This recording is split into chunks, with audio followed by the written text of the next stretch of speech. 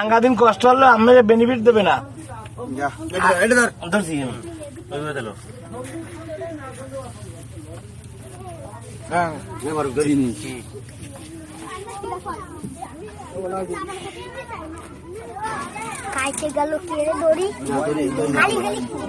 হরিণটা তো খুব শান্ত ভাবে আছে, ছাটা সেটা মারতিছে না, মোটামুটি ভালো আছে।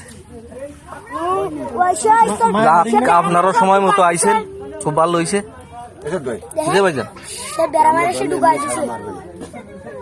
ওর খুরি কিন্তু প্রচুর দার, যেন আবার বাদায় না দেয়।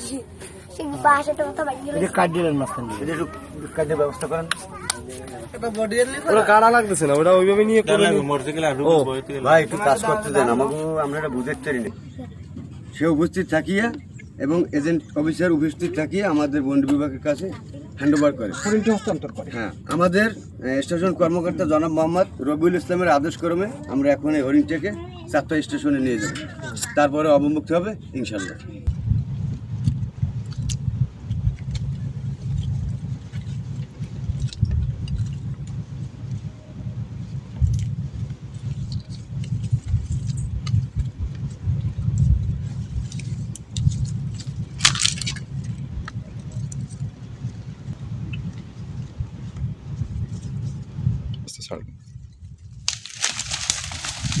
আস্তে যা, আস্তে যা।